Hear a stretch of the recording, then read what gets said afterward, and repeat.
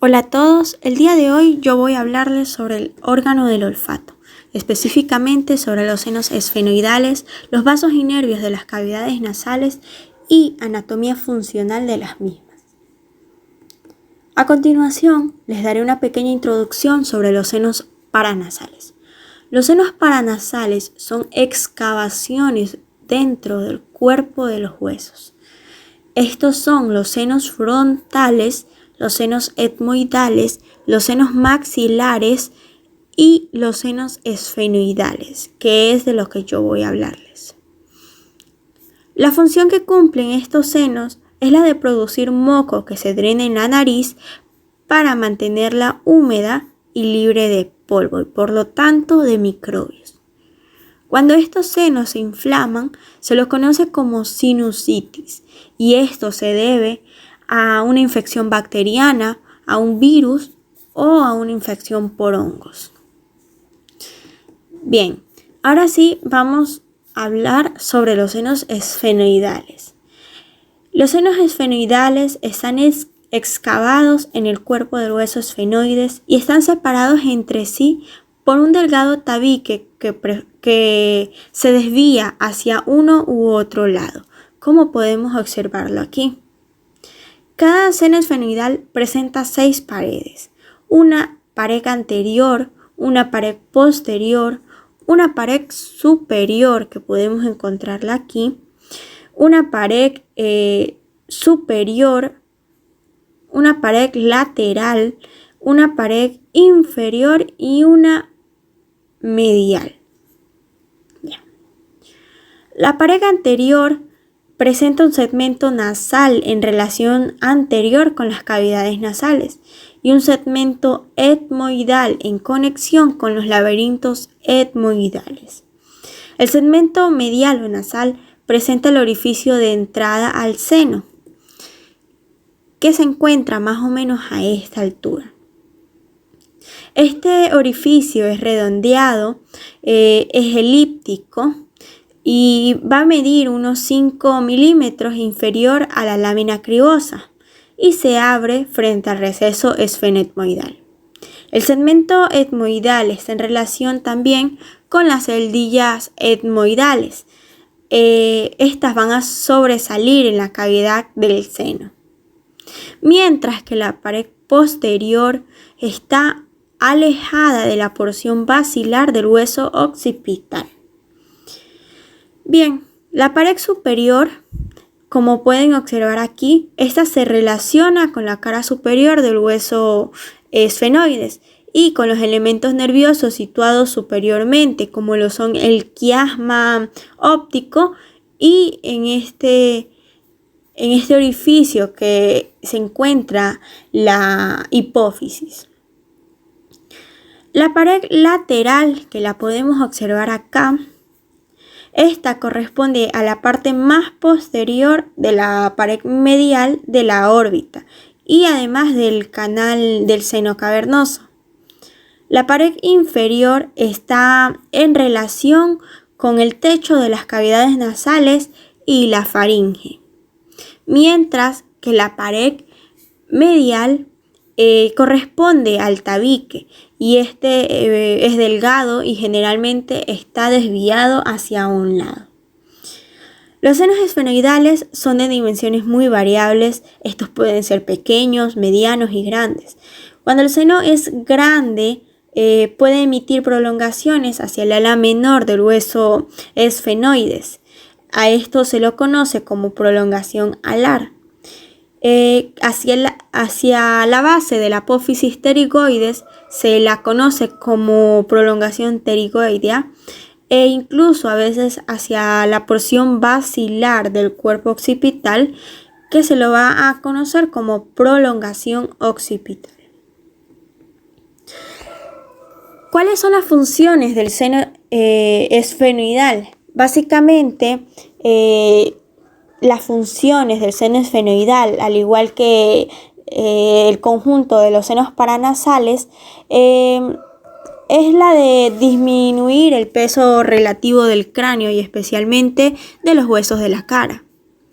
Esta también va a aumentar o va a ayudar al aumento de la resonancia de la voz, además de el aislamiento de las estructuras más sensibles como lo son los ojos, las raíces dentales, de fluctuaciones rápidas de la temperatura en la cavidad nasal. También va a ayudar a la humectación y calefacción del aire inhalado debido al lento recambio de aire en la zona. Y también va a servir como defensa inmunológica. Bien, a continuación les voy a hablar sobre los vasos y nervios de las cavidades nasales. En primer lugar voy a hablarles sobre la irrigación.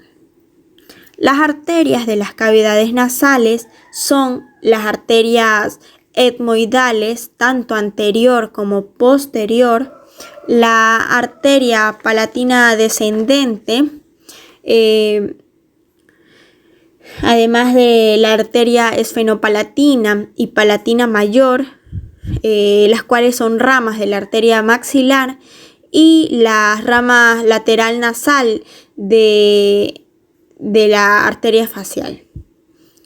Las arterias etmoidales llegan a la lámina cribosa por los conductos etmoidales, mientras que la arteria etmoidal posterior va a suministrar algunas ramas a las celdas etmoidales posteriores, mientras la arteria etmoidal anterior va a penetrar por la cavidad nasal en el agujero etmoidal y se ramifica en la parte anterior de las cavidades nasales. Esta va a prestar irrigación a la parte anterior de la cavidad nasal. Mientras tanto, la arteria esfenopalatina, que podemos observarla por acá, va a atravesar el agujero esfenopalatino y posteriormente se va a dividir en la parte antero-inferior de dicho orificio en dos ramas, una medial y otra lateral. La rama medial o arteria septal cruza la bóveda nasal de lateral a medial y llega al tabique nasal. Desciende oblicuamente en sentido inferior y anterior y va a penetrar en el conducto incisivo, y posteriormente se va a anastomosar con la arteria palatina descendente. Esta rama va a irrigar la mucosa del tabique nasal, mientras la rama lateral se distribuye por los cornetes nasales y los meatos nasales superior y medio, así como por la mucosa de las celdas etmoidales y del seno maxilar.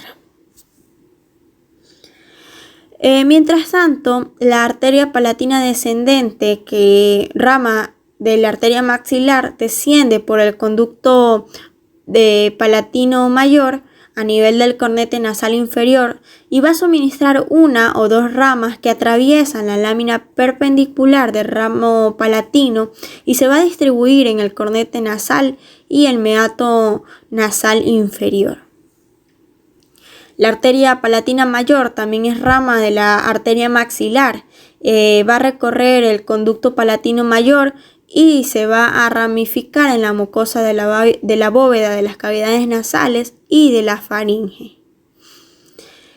Cabe recalcar que, como pueden observar en la imagen, esta zona de aquí es una área importantísima donde se van a anastomosar todas las arterias, y esta área va a ser una área muy frágil, por lo que aquí se pueden producir las hemorragias nasales. Es decir, que un golpe en esta zona puede ser muy grave y puede ocasionar hemorragias. Mientras que las arterias nasal lateral y del tabique nasal van a irrigar el vértice y las alas de la nariz. A continuación, sobre las venas, básicamente estas van a ser satélites de las arterias. Las venas van a nacer de una red mucosa muy densa. es decir, que van a acompañar en su recorrido a las arterias. Por otro lado, tenemos a los vasos linfáticos. Los vasos linfáticos van a parar en los nódulos linfáticos retrofaringios y a los nódulos linfáticos profundos superior. Los de la nariz, estos se van a dirigir hacia los nódulos linfáticos submandibulares. Bien, ahora voy a hablarles sobre los nervios. El nervio olfatorio, que es este que podemos observar aquí, recubre con sus filetes de origen la parte superior de las paredes lateral y medial de las cavidades nasales. El ganglio pterigopalatino, mediante sus ramos nasales posteriores, superiores y los nervios nasopalatino, pterigopalatino y palatino mayor, proporcionan sensibilidad a la mayor parte de las cavidades nasales.